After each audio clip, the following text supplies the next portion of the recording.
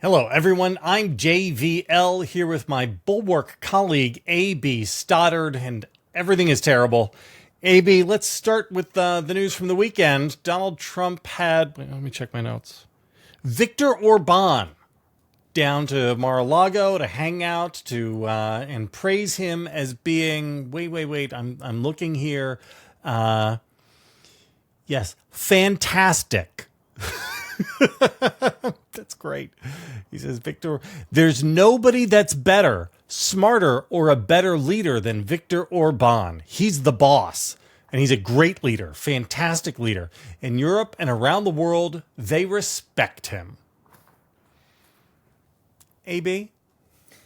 He also said something in there like, whatever he says goes. If he wants something, isn't that great? That just shows how strong he is. Yeah. And I always am taken aback. We have been talking about Viktor Orbán being the darling of the right for a while, the Heritage Foundation, CPAC, STAR. This is not a new thing, but it's very intentional for Donald Trump to bring him to Mar-a-Lago now, the week after Super Tuesday, when the general election begins. It's not subtle.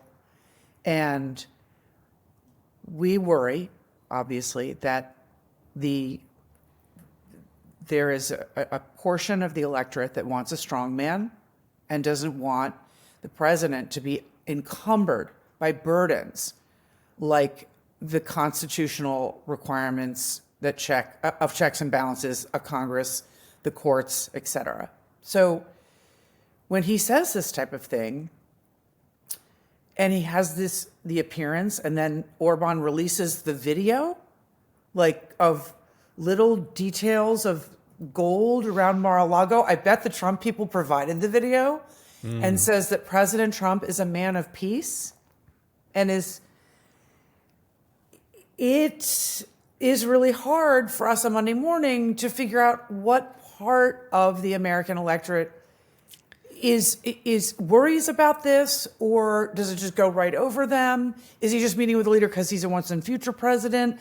Who is this leader? This type of thing. It is so disturbing because it's so deliberate, and and he's telling us in so many ways. Right. The American public has been warned that he wants to do all these things as an authoritarian, and he doesn't want to be restricted by our system.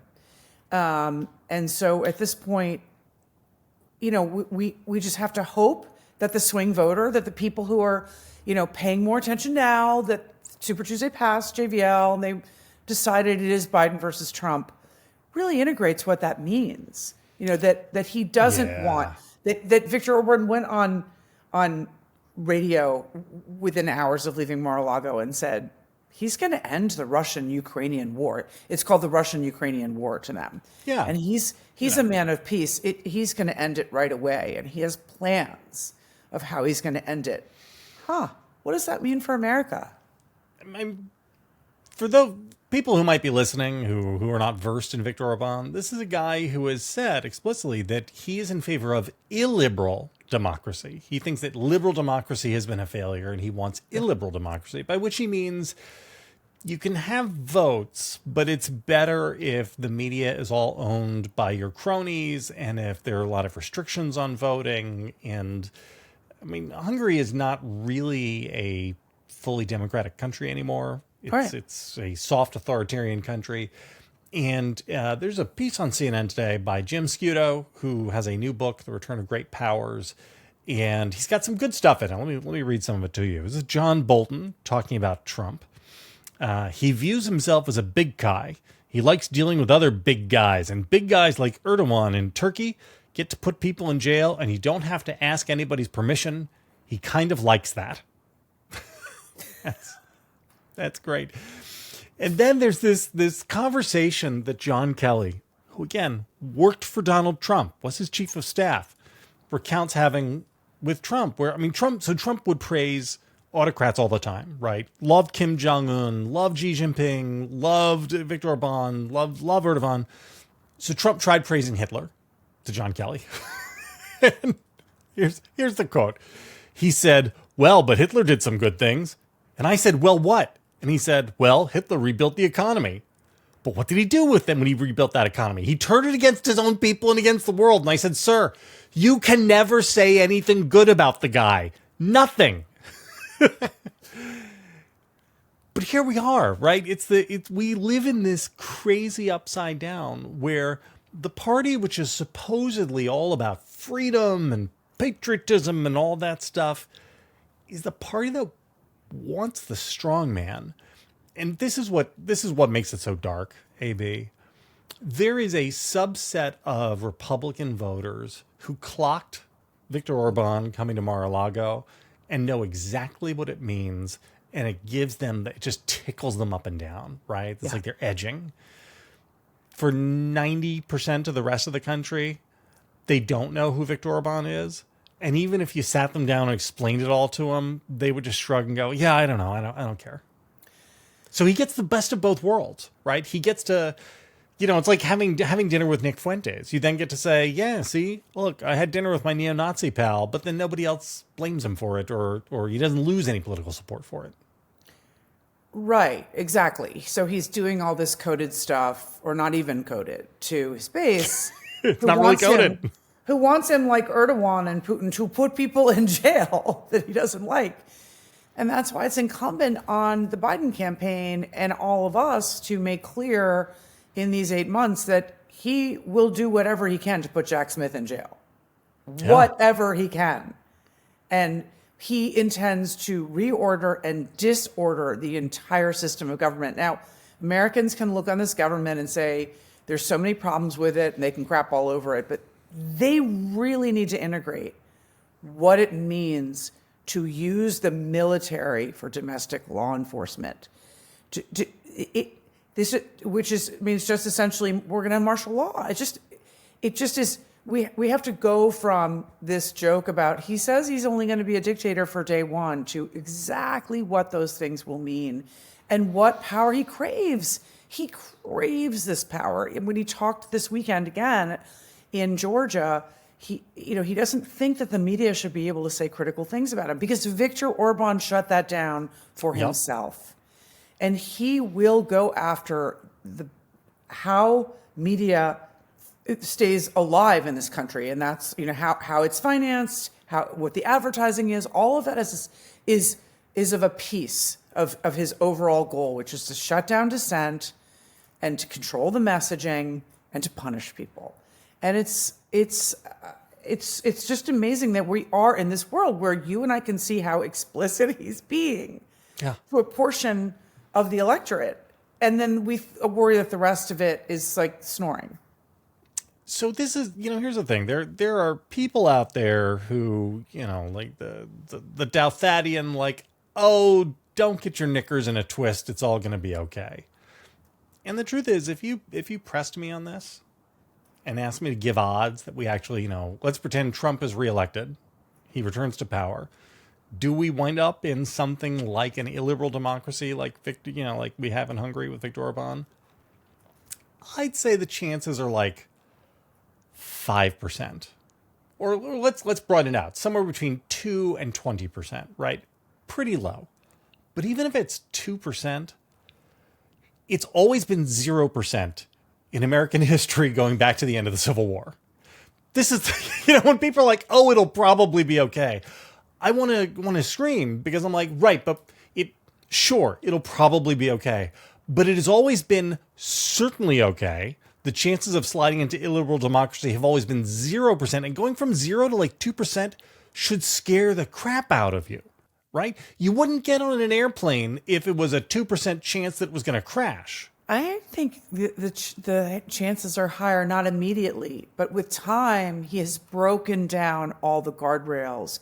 And in time, the shock, when he first proposes doing something crazy, it might be that he just introduced the idea and then, he'll come back to it later. But given the fact that he probably won't stay 4 years, it'll be longer. That's why I think that the chances of that rise over time. Or like what we've seen that the guardrails are constantly saying, all the guardrails are just like, well, we can't enforce this one because we've got to preserve our ability to enforce the next one. And that why wouldn't that continue once he's in office again? Okay. TikTok. Where are you on TikTok? You've got your kids are not like little kids anymore. I assume they are on TikTok. Like all of the youths? So we have gone, my kids are TikTok sober. They are not on TikTok. And we have been, I'm militantly anti-social media and have raised children who are on it, but have been listening to their mother telling them since they were 10 that the phone was going to destroy all of us in Mom's right. every way.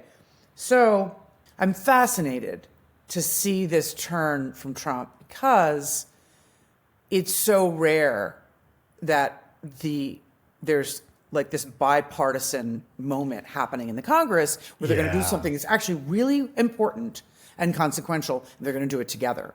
And all of the House Republican leadership is on board. And suddenly they're getting a different memo from Mar-a-Lago and they don't know what to do. And it's going to be a really interesting week because they were ready to put this legislation on the House floor on Wednesday. And Donald Trump is wanting to tell them that Facebook is worse. And we don't want to help Facebook by banning TikTok and some other complete BS. It's really interesting. So let me wind the clock back a little bit. So I've been anti-TikToks from the jump for two reasons. The first of which is the less important reason. The less important reason is that your data is not secure with TikTok. I know. The Chinese government can get into the servers and look at anything and everything they want to about you at a moment's notice. Now, the truth is that's small potatoes. Your data is probably compromised anyway. The Chi-Coms can probably already look at your stuff. If you were an employee of the federal government in the 1990s, then you probably got hacked in the big OPM hack, the Office of Personal Management hack. And the Chinese have everything. They have your fingerprints, your retinas, your biometric data, all that.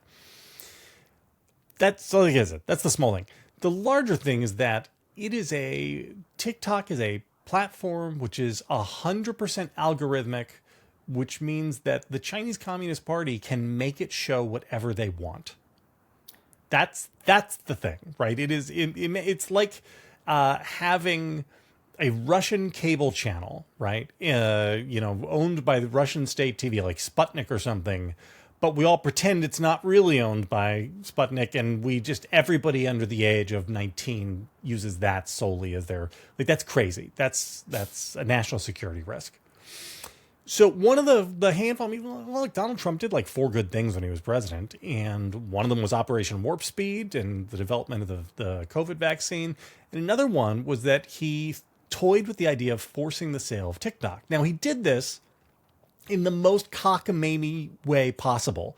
Like a gangster, he was going to force TikTok to sell to Microsoft, but then he was going to extort Microsoft for a finder's fee. I don't know if you remember this, but part of the deal was that the Microsoft was going to have to write a check to the federal government as like a reward for the federal government forcing ByteDance to the parent company to sell TikTok. Anyway, it all fell apart. And it wound up with some sort of compromise where, some of TikTok's data centers would be located in the West or something like that. Unimportant. So this past week, we finally have the House moving on a motion to force ByteDance, the parent company, to divest itself of TikTok. This is great. So suddenly, Donald Trump gets some money from Jeff Yass, who is a hedge fund manager whose fund has $33 billion tied up in ByteDance, which, if ByteDance was forced to sell TikTok, would be worth less. His value would go down. And Trump just turns on a dime and says, no, that would be bad to divest in TikTok. They shouldn't do anything. What are Republicans going to do about this? Because this is kind of like the Ukraine stuff, which we'll get to in a minute, where the Republican sympathies are all naturally on the side of Ukraine and of getting rid of TikTok. But once the Orange God King tells them, no, you can't do that anymore, what's the answer, AB? I'm so fascinated by this. Obviously, I'm worried. because they never, ever cross him. And he's pretending in an interview on CNBC Monday morning that that he did not talk about this with Jeff Yass. No, And I'm sure. when questioned, he says, yeah, it is a national security threat, but, and then he goes into an absolute incoherent Trumpian thing where he throws a bunch of things around and never answers the question. And he says, Facebook is terrible. It would just tell Facebook. And I'm not even going to read you the verbatim because it's literally just, he's just babbling like a madman. Sure. And so that's how he gets through these interviews and never answers the question. And he did directly lie and say, I only met him once for a few minutes, and it was a nice meeting. It lasted a few minutes, but he never mentioned TikTok. So Trump's new interest in this, and how the kids there are a lot of young users on TikTok who will go crazy without a JVL. There are a lot of users. There's a lot of good and bad with TikTok. So his new interest in TikTok has nothing to do with Jeff Yass, and we're going to find out very quickly, because they want to put this bill on the floor in a couple of days, whether or not they have to throw him over on this or he's going to be able to pull all the strings. Obviously, on Ukraine, he continues to block it from coming to the House floor. But it'll be really fun watching Elise Stefanik and her friends get out of this one, if he's going to try to keep the TikTok legislation from the floor as well. This is the one of the rare moments where I could almost see Trump backing off on this one. Right? It's just one donor, right? I mean, I could see him taking a mulligan on this. Okay, last thing, Ukraine aid. Things are, if you guys aren't on the channel, haven't seen this yet, over the Conversations with Bill Kristol channel, we'll put a link down below. He's a great talk with Yale historian Timothy Snyder, in which one of the things Professor Snyder says is that in the Kremlin, they've decided that the quickest route to Kyiv is through the U.S. Capitol, which is horrifying. But this is literally what it is, right? Ukraine is now in trouble because the Republicans have cut off U.S. aid to Ukraine. What's going to happen, AB? So this is now, and it's important for people, it's been a busy stretch of time, starting with Kevin McCarthy losing his speakership and a lot of chaos and turnover among House Republicans, and reasons for why they could put this off. This is now 6 months. 6 months of advantage for the Russians because we've kneecapped Ukraine by failing to send this aid in time, and they're now rationing munitions and are in a terrible, terrible place because this needed to start happening in the fall. And in the fall, House Republicans would tell you privately, there are 300 votes for Ukraine. There are 300 votes for Ukraine. And now they won't say that anymore.